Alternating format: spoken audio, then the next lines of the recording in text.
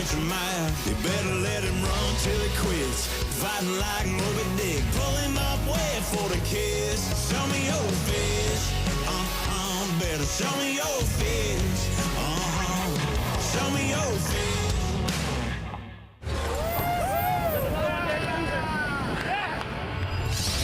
This is Sport Fishing Championship. And this is Championship Saturday, SFC Saturday, and it's the 7th stop of our 12-stop campaign. Welcome everybody watching on YouTube around the world.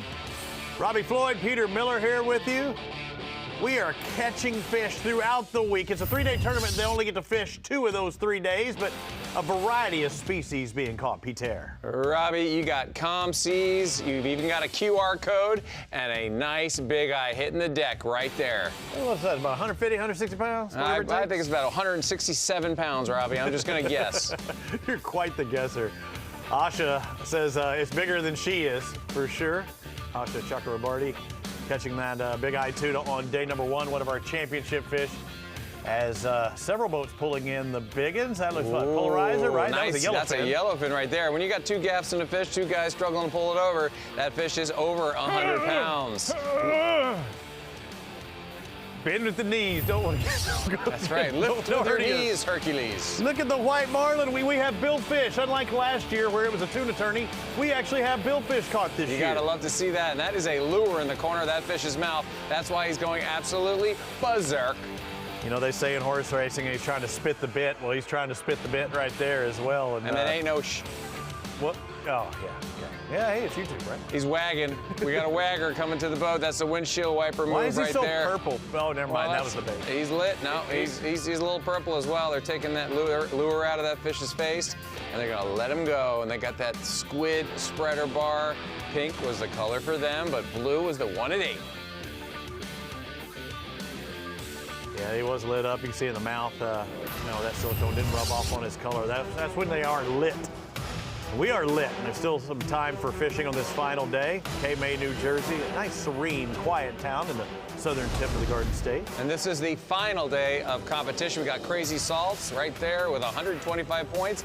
That says they caught a white marlin along with Polarizer, Digger, and Canyon Lady.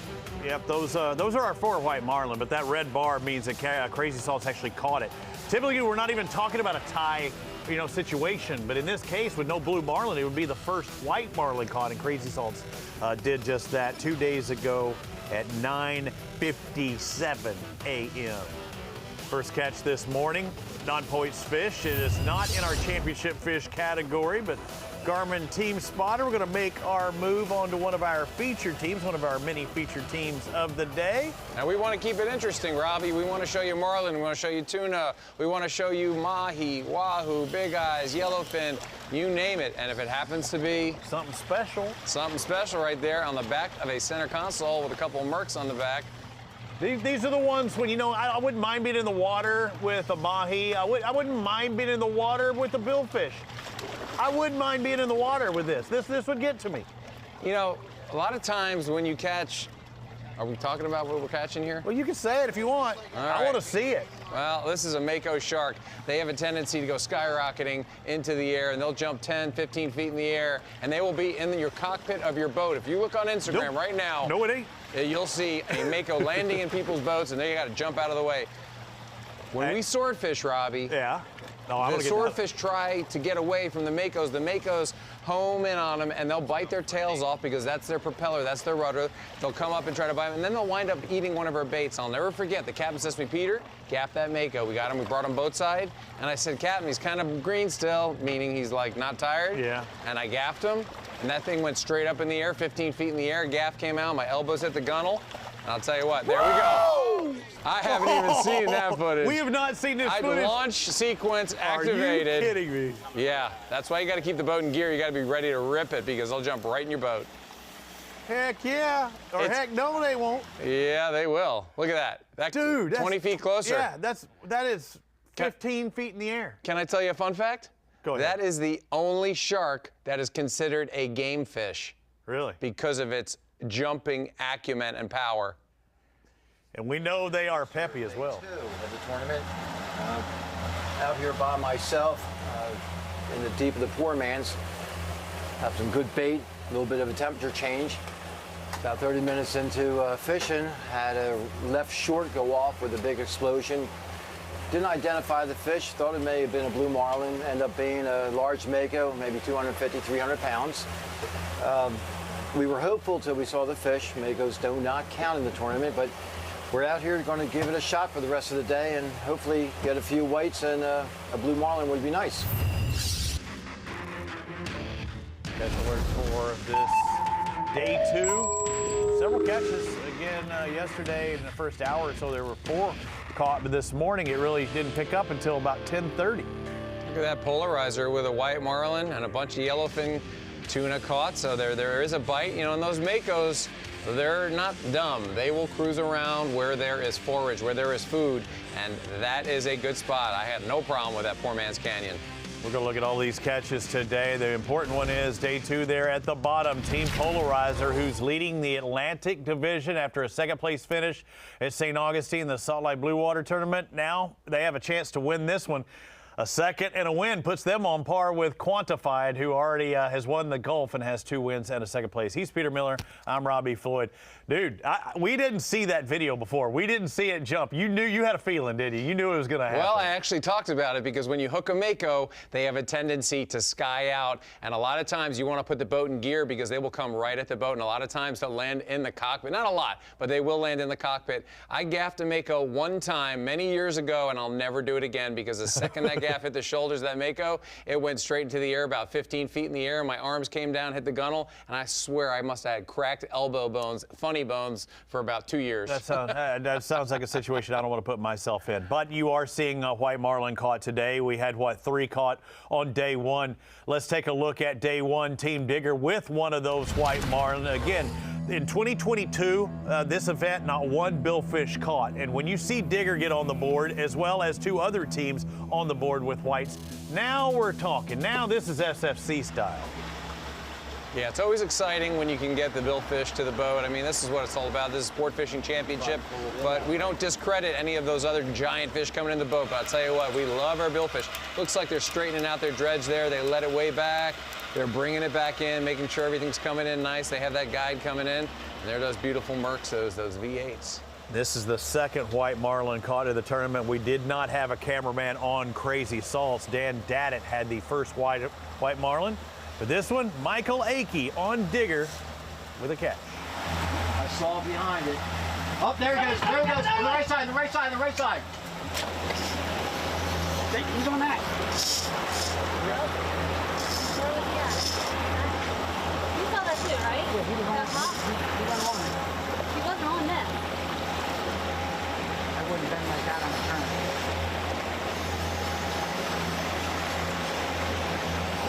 Something just kind of popped up in between. There he is, there. There, Tony, drop back on. You got him, Tone. Oh, it's chasing the red one. He's on the right side, right side, right side. Way back. Right side long. There he is, he's back up, he's back up.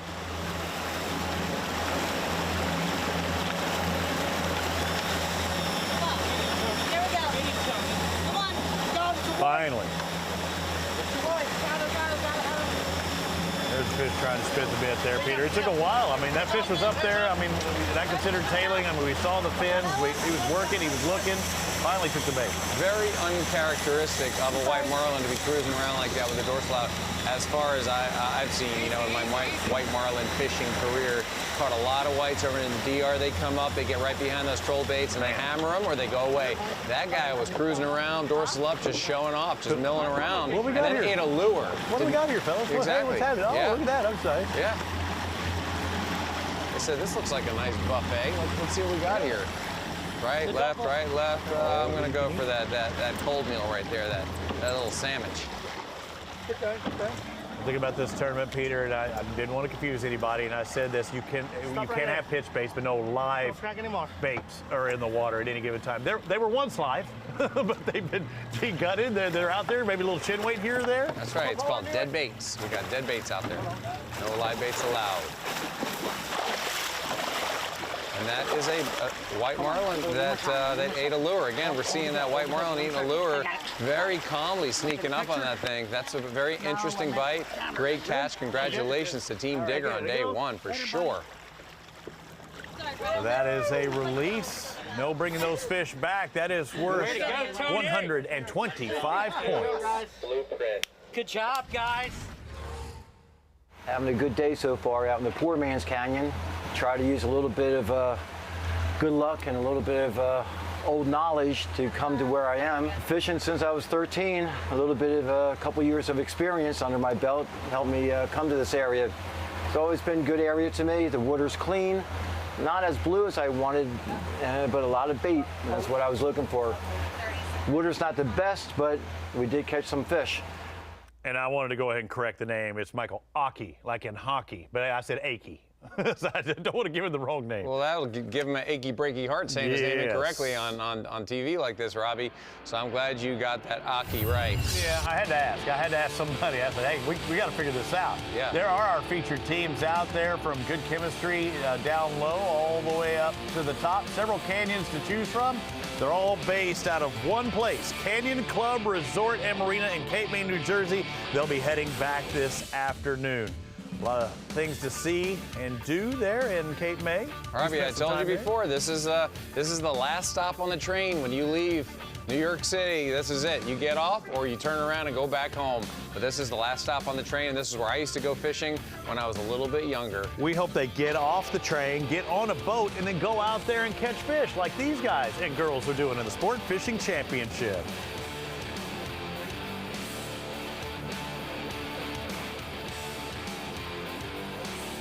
SFC coverage of the South Jersey Yacht Sales Offshore Showdown is sponsored by Frito-Lay, Margaritaville, South Padre Island,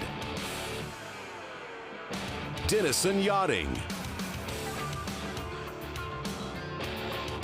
and by Salt Life.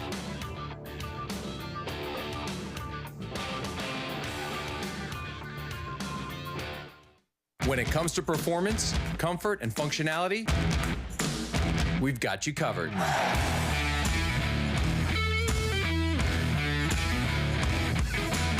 Performance apparel designed by anglers to make your time on the water better than ever.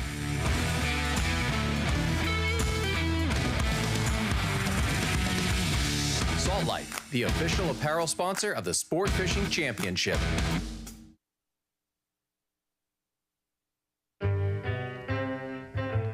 Whether you like to ride the wind, find your secret cove,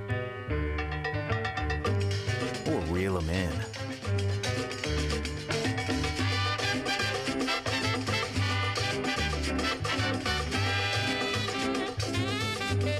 Plot your paradise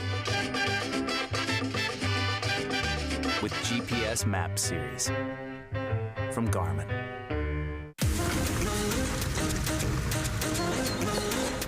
This spring, settle in and reconnect with one another. South Padre Island has so many great places to stay. Condos, resorts, and hotels. Oh my! Book your spring getaway today. And start making memories poolside with the people you care about most. Visit SoPadre.com. When you're serious, you are as excited to wake up for a 4 a.m. fishing trip as you were when you were a kid. It means winning 3 World Sailfish Championships. It means you know what you need and what you don't. Being serious means seeking out the ultimate fishing machine, which is what Peter Miller has found in the unmatched handling, speed, and comfort of an Invincible. Pine tar, bay rum, all natural, all natural. It's time for your old soap to take a hike with Dr. Squatch, the best natural men's soap, deodorant, shampoo, and so much more. Dr. Squatch is for players like Justin Herbert, who are here to shake things up, who break records and hearts, who are tough on the outside and soft on the skin side, who only use natural performance enhancement and want their end zone to be fresh. Go to drsquatch.com today. Feel like a man, smell like a champion. Are Are you ready for the ultimate luxury fishing experience? Join the Sport Fishing Championship talent on the SFC Experience, where you'll explore incredible fisheries and enjoy world-class hospitality from diverse cultures and SFC partner locations. With the SFC Experience, you'll create unforgettable memories with friends, families, or colleagues. Book your trip today and embark on the adventure of a lifetime with the SFC Experience. SFC coverage of the South Jersey Yacht Sales Offshore Showdown is sponsored by BioLite, Publix, Durabright, and by Hop Water, a non-alcoholic sparkling hopped water.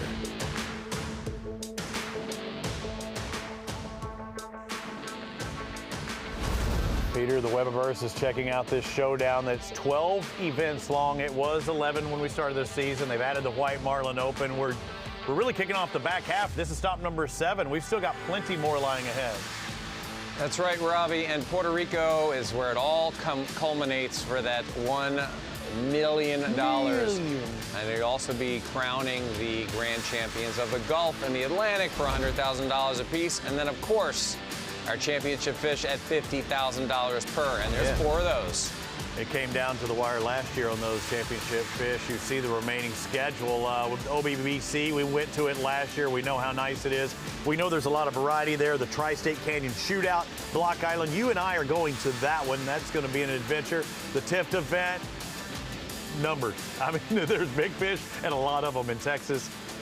White Marlin Open, dude. It can't get any better. I'm glad 400 votes at the White Marlin Open. That's what's signed up right now. I mean, that's the ability to catch a lot of fish with that many lines in the water. We've got about 10 with cameras on them on our end, and I'm sure out of those 400, there might be even 50 that might have satellite. And they can send their footage if they don't have a camera on there. They can send their footage, and we'll be happy to air it. We'd love to. Absolutely. Starlink technology really helping us out. So some of those teams start thinking about it now, and we'll talk more about that. But now look like we're live out on the water with one of our teams. Peter, can you identify which one? Well, you know, that would be Polarizer. Maybe Polarizer. I see South Jersey Yacht Sales. Well, I don't know. They're so big. See the South Jersey Yacht Sales on the right. So I'm believing that's Polarizer. Well, I don't know. They wouldn't be on the outboard. Looking at that fighting belt, it has a little name on the side. But we're on a center console too, though, right? That's right. That's definitely not Polarizer. That's definitely not Polarizer. But that means he does his shopping at South Jersey Yacht Sales. I'll tell you what. It's not the Contender. You don't think? It is a 32 Intrepid. It could be Jiminy. Jiminy crickets. We saw them last year. I'm calling Jiminy on this one. You feeling it? Yeah. We don't have a camera on Jiminy. This feels pretty. Definitely center console. We know that. You might be right. I didn't think we had a camera on their boat, but heck, if they're going to throw it to us, I'll take it. You see the boat's still in gear. They're going forward on the fish. They're bringing rods in. You can hear that in the background. Either give me the Atco belt or tighten this off, because I'm slipping all over. Okay, so he wants a more of a substantial belt because the belt he's using is slipping and sliding. How did we get a camera? It slipped sliding away, Robbie. How did we get a camera on there? Because I did look at their team pick, and it looks like they got a pair of Yamahas, and that looks like a Yamaha. Those are Yamahas. Things happen early in the morning. You know, you never know. Cameraman's walking down the dock. They grab him. They said, "You're ours. I got you." That's a pretty good bend in that rod. They are still bumping forward, though. And this is happening. This is today. This is how we see it live, ladies and gentlemen. I'm excited. This is the unknown. That's a stout rod. We got a stout dude. He's changed fighting belts. Boat's still in gear. Center console. Solid form. South Jersey Yacht Sales Offshore Showdown in full effect. So if this is Jiminy, it's a 32 Intrepid. Jimmy Conway, captain. Joe Stidnicki. Team Meringi. Okay, so you can tell, Robbie, I'm gonna call this right now. We're watching it live. That looks like a tuna to me. You got those head shakes, that tip bouncing like that. Fish is under the boat. It's gonna get down and dirty. He's gonna do pinwheels. They do the spin, and you just gotta wait until that perfect spin when you can get that gap shot. You don't wanna go too soon, but I tell you, if you can get a shot, you gotta go for it because this is a point precious fish. They're about to leader that fish. They got the gaff ready. One gaff tells you. There we go. He's got a mouthful of calamari.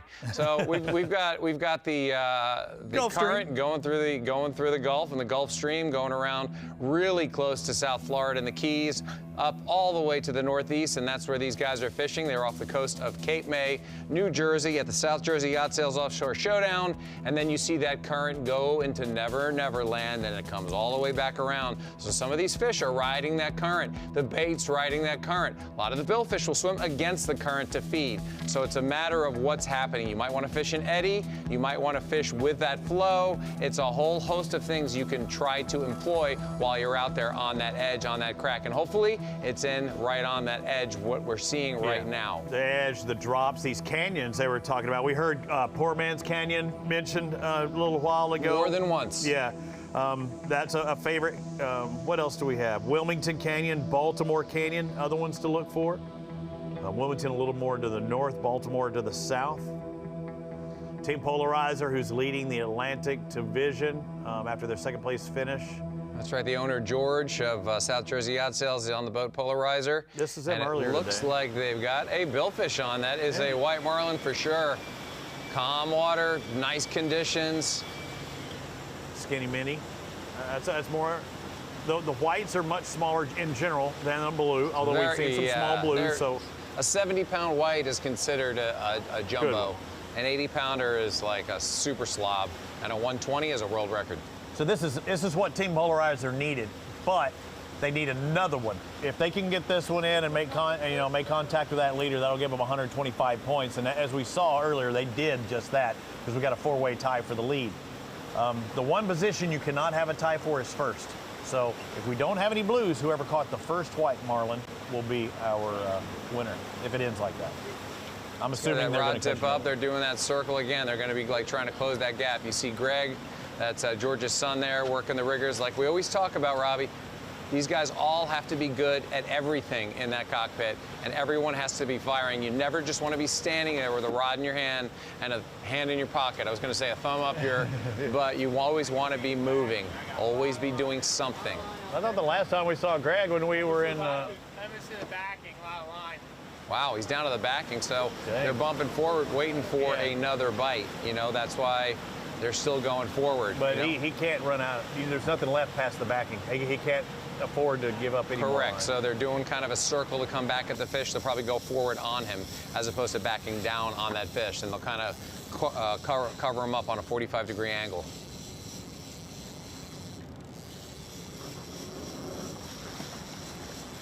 Mike Fitzpatrick on the rod, actually. Yeah, a little more forward, Bill. There for... You hear him saying a little bit more forward, meaning the fish is kind of coming at him and he's having a tough time staying tight. He's taking up a lot of line right now, a lot of slack, that belly of line, and there's a ton of line in the water, and that line will hold the hook in the fish's mouth because there's so much pressure on that line that's laying in the water in a U-shaped semicircle. So a lot going on there. When we see the fish take out, I mean, basically almost spool them. They had to make up ground. Then they're making up ground too fast. Well, that's the thing. If you hook the first marlin on the boat, let's say you're striped marlin fishing, white marlin fishing, you get the first fish, the boat's going to stay in gear because you're going to try for multiple. So the first guy that hooks up is usually going to get down to, like, not the knot, but he's going to get down really low, and he's going to be also the last guy to get the fish to the boat because the other guys will have already hooked their fish. They're going to start backing. They're going to get the first, the second guy's fish, the third guy's fish, the fourth guy's fish, and then they're going to get the first guy that hooked up. So he's the hardest worker on the boat right now. A lot of wishful thinking about these 2, 3, 4 fish at a time. I want to see it. I live to fish. I love fishing. I love those quads. Come on. Pop them off, light leaders. That's how they do it. Rod goes back in the holder. Time to deploy. That's everything they needed because now they have a chance with one more fish. It would put them in the lead, right? A white marlin, any billfish, any variety billfish. If there's this miraculous They're sure sail, fishing on a big boat there, Robbie, huh? I wonder if they would be eligible. If there was a miraculous sailfish out there, yes, it is the lowest point total, but a 75-pointer would put them on top. Oh, yeah. They got to start thinking like along those terms where do we try for the sailfish? Do we go to that sailfish area? Maybe it's in a little tighter. You see the catches polarized, a lot of mahi, yellowfin tuna. That was a big yellowfin tuna also on day one that they caught.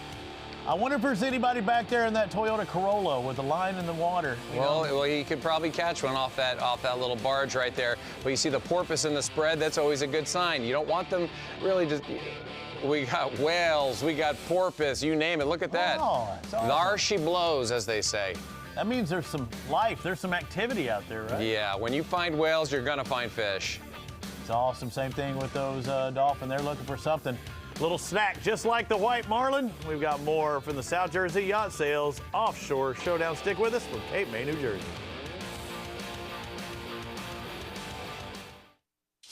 In Puerto Rico, we call ourselves Boricua. We are proud, passionate, and full of life. On our island, adventure finds you. Strangers aren't strangers for long. The size of the audience doesn't change the beauty of the music, and we celebrate every last ray of sun. Live Boricua.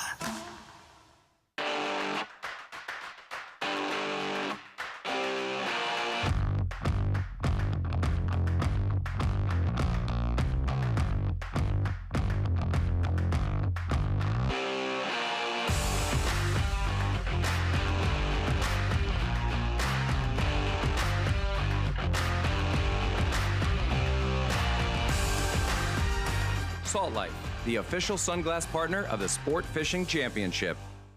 Hey y'all, I'm Amanda Shaw. We all know Louisiana is as fun as all get out. So get out, take a road trip, and explore our state. Fill her up, then try a new restaurant that's as fun-loving as it is food-loving. Grab the family and take off for monumental adventures at our 21 state parks. Or take a magical minivan tour along our 19 scenic trails and byways. Louisiana's a trip. Take one today. This is Lieutenant Governor Billy Nungesser. Plan your road trip at LouisianaStaycation.com. Whether you like to ride the wind, find your secret cove, or reel them in.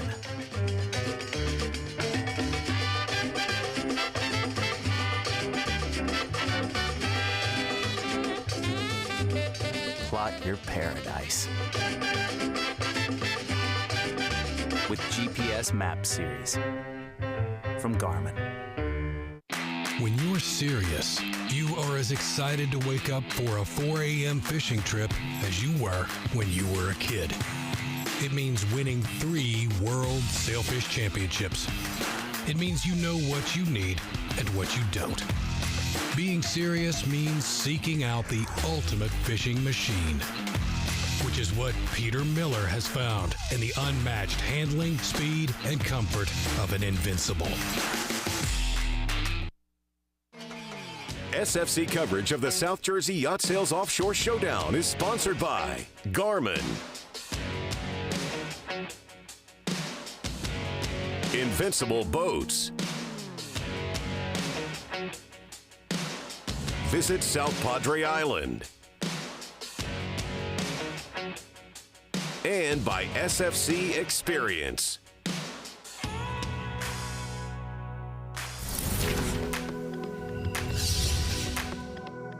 Hello, my name is Hannah Toff. I'm a teacher of natural sciences at the Cape May County Technical High School here in Cape May County. And I teach a program to 10th, 11th, and 12th graders. My class entails the students get their boater's license. They learn about local fish species. They learn about how to care for those fish species. We have tanks in our classroom. We raise chickens. We go out on the boat. We go commercial crabbing. They are also members of the FFA organization, which is an agricultural education youth-led organization that's nationwide. It's actually in all 50 states around the country, including Puerto Rico and the Virgin Islands. So the SFC is here in Cape May County, which is really cool because my students had the opportunity to come and see that what I'm teaching them in class is relevant to the real world. So, you know, I can stand in front of them and I can tell them that they need to conserve natural resources and that they need to learn their fish species and that it's all important for jobs. But sometimes just hearing it from me isn't enough. So when we get to come to these events and getting to be a community partner with the SFC, it was really cool for my students to hear from a professional standpoint and from a tournament that brings in a lot of money to our community that this is really relevant to what they're learning in class right now. So my students also got to sit in and see some of the live show, which was super cool. They all got to put a earpiece in and they got to hear from the director who's in a completely different state. And that was really neat because are going to go right into the field of marine biology. Some of them might take a non-traditional route, such as joining a communications team, getting to see how the different careers connect, seeing how communication arts connects with marine biology and connects with production was really awesome for them to experience. It was awesome to get to come here and to see all the boats, all the active fishermen, to hear about the fish species, why it's important to know their fish species, why conservation is so important. So it was really neat to get to come here and have them see a real world experience of what I'm teaching them in the classroom. Really cool opportunity being able to educate some of today's youth, the sustainability, the eco-responsibility, all part of the Sport Fishing Championship. I like our boy Douglas over there getting some camera time too. He looked like he was filling in for Katie Sawyer in Cape May, New Jersey. Again, she travels throughout the country, around the world for that matter, on the Sport Fishing Championship. Welcome to the show once again, Katie Sawyer. Is Douglas trying to take your job? I saw him standing in while you were talking to the kids. He's standing behind the camera right now, waving his arms. No, tell them no. I don't want that job. No, Douglas is great. He did a great job with those kids. They were a bunch of fabulous young minds. Myra and Douglas did an excellent job setting examples, showing them behind the scenes what type of team it takes to bring this type of production to your television set. And it was a really cool opportunity for us and them. Hey, I look at the weather. It looks pretty good behind you. We saw what happened on day one. How are the fishing conditions today? Having that lay day in between, too. You kind of want to stay on a roll, but you can't. Well, Robbie, I really can't say enough about how wonderful the weather has been up here in Cape May, New Jersey. They had sunshine for their lay day. They did a scavenger hunt, a pool party, a pub crawl. They had a really great time. And as we're seeing from the cameras offshore, the conditions, the weather, they're really good as well offshore. But what we're also seeing is a lot of bait balls. The altimetry charts have been playing really well with the placement of the seafloor canyons.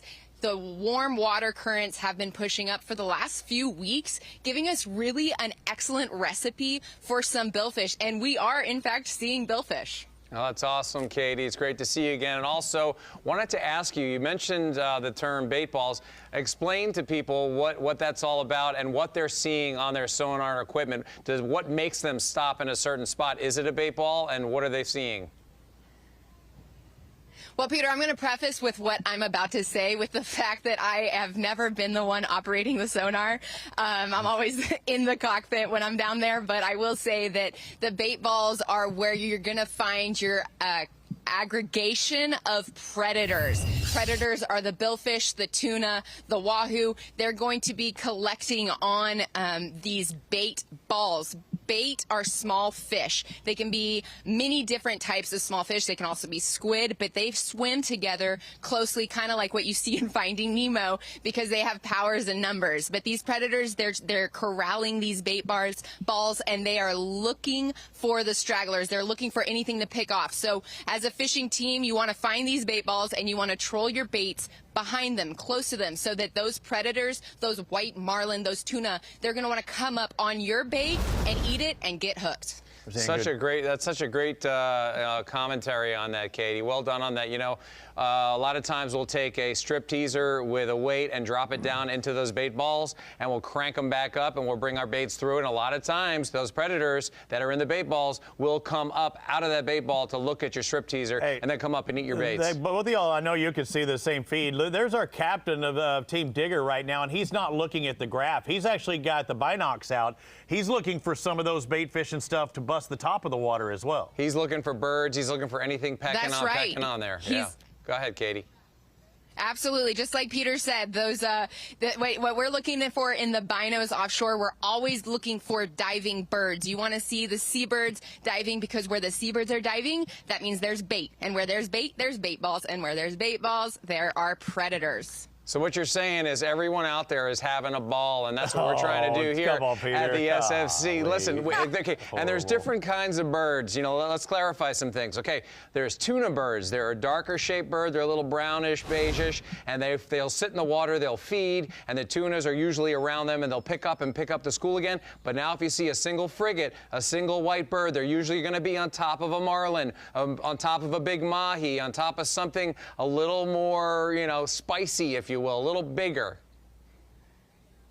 That's absolutely right, Peter. And what we've discovered from our global travels, every time we go to a new fishery, we're asking people, so what kind of birds are you looking for? What color are they? What species are they? What kind of behavior? Because it changes. It changes no matter where you are in the world, whatever ocean, whatever water body, even whatever season. So definitely finding birds, but also knowing which birds to look for is very vital in the fishing space. Thanks a lot, Katie. We're going to catch up top of the hour. I believe CBS Sports Network. We'll see you then. Great job out there. Enjoy your time at Cape May while we're inside the studio. Last year we were talking about birds and a different thing, the aviaries or whatever they had down the road. Now we're talking about them making dives. That's a big deal, and you got to follow the movements of the bird to determine what they're actually doing. Are they feeding, or are they just flying and they're looking? If they're hauling butt and you're going 30 miles an hour trying to keep up with them, you know what? Turn off, go do your own thing. But if they circle and they do one swoop down, two swoops down, you're racing over to that spot and deploying your bait as fast as you can. We've got another tuna on, it looks like. We've got the gaff in hand on Team Wise Guys with Yvonne putting that together on the Ocean Yacht. Yeah, Yvonne Seville, that's where the Y comes from for Wise Guys. She got a bunch of Y's on there. That is an absolutely great name, you know. That's your mom's name. Well, it is my mom's name, but you know, when you name a boat, it's pretty incredible how you feel like there's no names left, you know, and then you come up with something like that and you think, wow, we really kind of broke ground with that one. I got a friend, I don't know if I'm allowed to announce it yet, but he's naming his boat, get this, he's just turned 72. Yeah. Jerry with the @ Tricks. Geriatrics? Geriatrics. That's good. Now, if that is not a name that makes you smile. Somebody just hit the trademark right there. Yeah, somebody just he's got it. He's got it all. He's the man. Kent Hamill and Kathy Hamill fished with them for a long time, and they had a boat called Marlin Monroe prior to that, and they're changing it up. You told me about that. That's a great name, too. Greg Norman's old boat. They bought it from him, and we fished around the world. So Wise Guys, the Seville family, we got Yvonne, we got Eric, Jason, and Alex on there. But again, Mark and Brian, no relation that I know of. At least they don't have the Seville last name, but they're all family. They're all family. It's one big family on the Wise Guys. Based out of Cape May. Do it again for me. Come on, Jack. Rock on. Shaka bra. You do two of those, and it's too much metal for one hand. Oh, that's heavy metal. I know. Doing a little tuna dance here. Tuna dance. Brian, need me on the other side. Brian, here it is. You got color, Jason. That's the Need me on the other side of it. Reeler, there's that shake you were talking about with the rod tip. When he's got constant pull on it, and you see it just like dang, dang, dang, just banging off that rev limiter. She birdie. Move, Brian, move. Now, one thing we haven't talked about is each one of these fish, they will bring them in up to 5, and they get their points by poundage. Good job, boys. It's on, so there's what they were checking out with the binoculars. Well, Robbie, what you typically do is when you find the schools of porpoise, you're going to fish on the outskirts of those porpoise schools because they're going to be shredding up bait with their teeth, and the tunas are creatures of convenience at times, and they will eat the remains behind the porpoise or whatever type of dolphin they are. Kind of like me, just go to the buffet or go to those places where you just raise the flag and they bring you more food? Yeah, they should just put it on a big table. You just scrape it off onto your plate. We've seen digger, we've seen the little Jiminy crickets now that we've identified who they are, but we're seeing a couple of center console boats, and with them going back and forth on the day of their fishing days, I'd want to make a fast run. I mean, I know we've talked to people who said they want to be a little more comfortable, but I want to get out there fast. Well, like you heard Fly Navarro say yesterday, you see that fighting belt needs to be a little bit lower. There we go. Well, settle in. He's got parts and body parts pushing it lower. Listen, that slid right in position perfectly. Little WD-40. And now he's also switched belts. You can see how he switched belts because sometimes that other belt they put on isn't quite enough, and it moves around a lot when you're fighting a good-sized fish. There's a lot of handle on that reel. Yeah, it's cantilevered. That is a comfortable, it's a power thrust when you're pushing forward on it.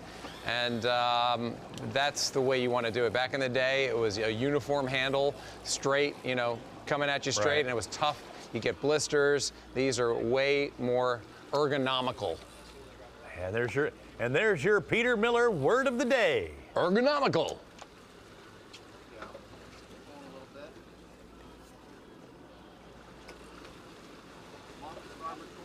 Peter, I'm seeing another boat in the background.